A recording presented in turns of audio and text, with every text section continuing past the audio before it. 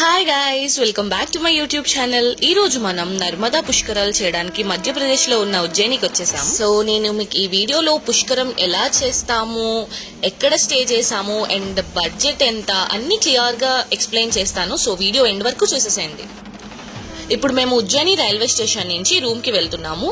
మేము ఆన్లైన్ లో బుక్ చేసుకోలేదు, రూమ్ డైరెక్ట్ గా వచ్చి చూసుకున్నాం. బట్ మీరు యాత్రాధామ్ అనే వెబ్సైట్ లో ఆన్లైన్ లో కూడా బుక్ చేసుకోవచ్చు.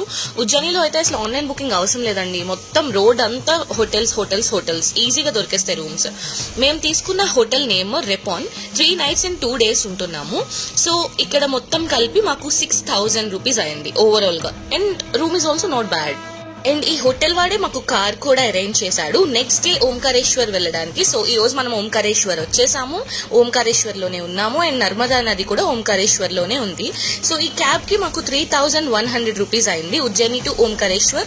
అండ్ 140 కిలోమీటర్స్ వస్తుంది. చాలా జనం ఉన్నారు, అలానే చాలా ఎండగా కూడా ఉంది. నేనేం చెప్తా అంటే మీరు సాక్స్, అంబ్రెల్లా, స్కార్వ్స్, ఇలా సన్ ప్రొటెక్షన్ కి సేఫ్టీ మెజర్స్ తీసుకోండి. సన్ స్క్రీన్ రాసుకుంటే మచ్ బెటర్. నర్మదా నది నార్త్ ఇండియా అండ్ సౌత్ ఇండియాకి మధ్యలో, అంటే మధ్యప్రదేశ్ లో అమర్కంటక్ లో పుట్టి గుజరాత్ దగ్గర ఉన్న అరేబియన్ ఓషన్ లో కలుస్తుంది. నర్మదా నదిలో పుష్కరం చేసి మనం ఏమైనా కోరిక కోరుకుంటే అది తప్పకుండా నెరవేరుతుందంట. మనకి పుష్కర స్నానం కూడా కంప్లీట్ అయిపోయింది. ఇప్పుడు మనం ఓంకారేశ్వర్ టెంపుల్ కి వెళ్తున్నాము. ఇది ఈ కేబుల్ బ్రిడ్జ్ మీద నుంచి వెళ్తామన్నమాట. It's a very good experience. కానీ చాలా వాక్ చేయాలి, బట్ చాలా మంచి ఎక్స్పీరియన్స్. ఇదంతా కూడా స్కై వాకే అండి. మొత్తం ఇక్కడి నుంచే మనకి టెంపుల్ కూడా క్లియర్ గా కనిపిస్తుంది. సో నేను టెంపుల్ ని కూడా చూపిస్తా. అక్కడ డ్యామ్ కనిపిస్తుంది కదా, సో దాని ఆపోజిట్ సైడ్ లోనే టెంపుల్ కూడా కనిపిస్తుంది.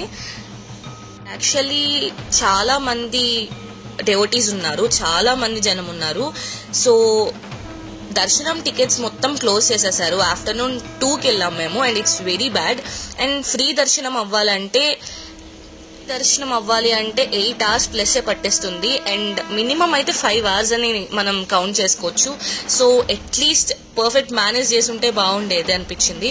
బట్ మేమేంటంటే ఎలా ఒకలా మేనేజ్ చేసి, దర్శనం టికెట్స్ లేవు కాబట్టి మేము లోపల ఎలా ఒకలా మేనేజ్ చేసి వెళ్ళాము. సో మాకు పర్సన్ కి 500 రూపీస్ ఇచ్చి తీసుకుని వాడు మమ్మల్ని లోపలికి పంపించాడు. దానికే మాకు 1.5 hour పట్టింది స్వామి దర్శనం అవడానికి. లోపల స్వామిని చూడగానే బయటపడ్డ బాధలు, కష్టాలు అన్ని ఏమీ గుర్తు రాలేదు అసలు మాకు. అండ్ మీరు ఇక్కడ చూస్తున్నదంతా కూడా ఓంకారేశ్వర్ టెంపుల్ లో లైనే, అది కూడా లోపల లైన్. ఇంకా బయట లైన్ అయితే చాలా పెద్దది, ఇంకా చెప్పక్కర్లేదు.